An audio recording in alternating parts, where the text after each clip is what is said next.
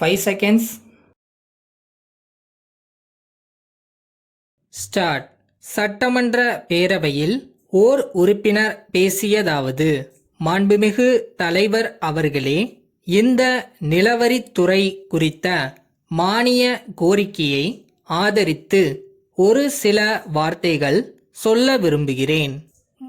முதலாக நிலவரியின் மீது மேல் வரி போடுவது குறித்து பலவிதமான கருத்துக்கள் இந்த அவையில் தெரிவிக்கப்பட்டன. நாட்டிலே நல்ல காரியங்கள் நடைபெற வேண்டுமானால், நல்ல வசதிகளை ஏற்படுத்த வேண்டுமானால் அதற்கு நிதி வேண்டும் என்பது பொதுமக்களுக்கு தெரியும். அதற்கு வரி போடுவது தேவைதான் என்பதை அவர்கள் நன்கு அறிவார்கள். அது குறித்து எனது கருத்தை தெரிவித்துவிட்டு மற்ற விஷயங்கள் குறித்து பேச விரும்புகிறேன். அடுத்து கிராம நிர்வாக அதிகாரிகள் குறித்து சில வார்த்தைகள் சொல்ல விரும்புகிறேன். இப்பொழுது அவர்களுக்கு கொடுக்கப்படும் ஊதியம் மிகவும் குறைவானது. இந்த நாட்டின் அஸ்திவாரம் கிராமங்கள்தான். ஆகவே கிராம நிர்வாகம் நல்ல முறையில் நடைபெற வேண்டுமானால் கிராமங்களுக்கு அடிப்படை அதிகாரிகளாக இருந்து வருகிற அந்த அதிகாரிகளுடைய ஊதியத்தை அதிகரிக்க வேண்டும். அவர்களுக்கு பரம்பரை உரிமை இருப்பதாக ஒரு வாதம் சொல்லப்படுகிறது.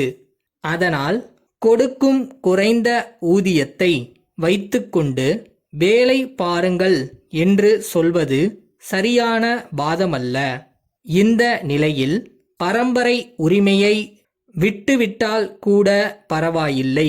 அவர்களுக்கு அதிகப்படியான ஊதியம் தருவதற்கு ஏற்பாடு செய்ய வேண்டுமென்று கேட்டுக்கொள்கிறேன். அவர்களுடைய வாழ்க்கை தரம் உயர ஊதியம் உயர வேண்டும். அடுத்து தரிசு நிலங்களை பற்றி பேச விரும்புகிறேன். இவற்றை ஏழை மக்களுக்கு கொடுக்கப் போவதாக கூறப்பட்டு வருகிறது. நம் நாட்டில் இன்று ஏராளமான தரிசு நிலங்கள் இருக்கின்றன.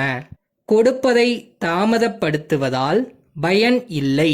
உடனடியாக அதிகாரிகளை நியமித்து எவ்வளவு நிலங்கள் தரிசாக கிடக்கின்றன, அதிலே எவ்வளவு நிலங்களை அரசின் உபயோகத்திற்காக வைத்து கொள்ளலாம் என்பதை கணக்கிட்டு மீதியுள்ள நிலங்களை ஏழை விவசாயிகளுக்கு பங்கிட்டு கொடுக்க வேண்டும்.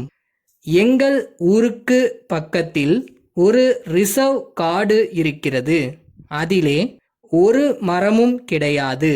இம்மாதிரியான காடுகளை எல்லாம் கூட தரிசு நிலங்களோடு சேர்த்து கொண்டு ஏழை விவசாயிகளுக்கு பட்டா செய்து கொடுக்கும்படி கேட்டுக்கொள்கிறேன். நிலத்தில் யார் நேரடியாக விவசாயம் செய்வார்களோ அப்படிப்பட்ட நிலம் இல்லாதவர்களாக பார்த்து அந்த நிலங்களை கொடுக்க வேண்டும். இதனால் உணவு உற்பத்தியும் பெருகும், வேலையில்லா திண்டாட்டமும் ஒழியும்.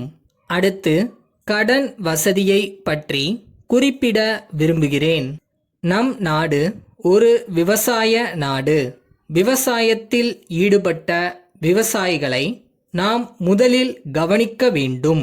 அவர்களுக்கு கடன்காரர்கள் தொந்தரவு அதிகமாக இருக்கிறது. இந்த நிலைமையில் விவசாயிகள் தவித்துக் கொண்டிருக்கிறார்கள்.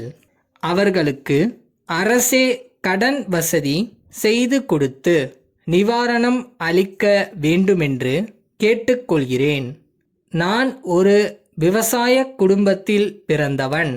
அதனால் அவர்களுடைய நிலை எனக்கு நன்றாக தெரியும். அவர்களுக்கு அரசு உடனே ஆவண செய்யும் என்று நம்புகிறேன். சோழவந்தான் திருவாளர்கள் நாதன் கம்பெனி அவர்கள் கான்பூரில் உள்ள பாட்டா கம்பெனி விற்பனை மேலாளருக்கு எழுதிய கடிதம். அன்புள்ள ஐயா, நாங்கள் சோழவந்தானில் முக்கிய கடைவீதியில் ஒரு ரெடிமேட் ஆடை கடை வைத்து நடத்தி வருகிறோம். தற்போது தங்களது நிறுவனத்திற்காக ஒரு கடை திறக்க இருப்பதாக அறிந்து இந்த கடிதத்தை எழுதுகிறோம். நாங்கள் தற்போது வைத்துள்ள கடையை விரிவுபடுத்தி அதில் தங்களது கம்பெனியின் கிளையை நாங்களே எங்களது செலவில் நிறுவி வியாபாரம் செய்ய தயாராக இருக்கிறோம் என்பதை தெரிவித்துக் கொள்கிறோம். இது சம்பந்தமாக கீழ்க்கண்ட விவரங்களை தெரிவித்துக் கொள்கிறோம். எங்களது கடை மேற்படி ஊரில் முக்கிய வீதியில் ஜன நெருக்கடி உள்ள இடத்தில் அமைந்துள்ளது.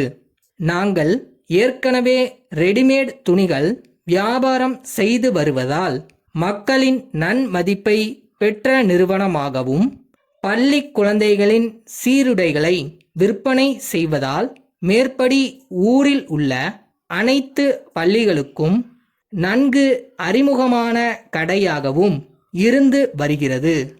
எங்கள் கடையில் தங்களது நிறுவனத்தின் செருப்புகளை வைத்து விற்பனை செய்ய போதிய இடவசதி உள்ளது.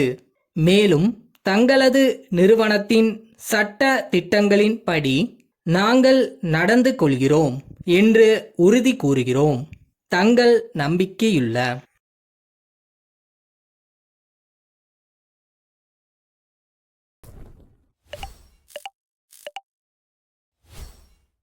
என்னைக்காவது ஒரு நாள் இதெல்லாம் நடந்துரும். அதை நோக்கி தான் ஒர்க் பண்ணிட்டு இருக்கோம், ஓடிக்கிட்டு இருக்கோம் அப்படின்ற கான்ஃபிடன்ஸ் இருந்தால் போதும். அதுதான் நம்மளோட ஃபியலே.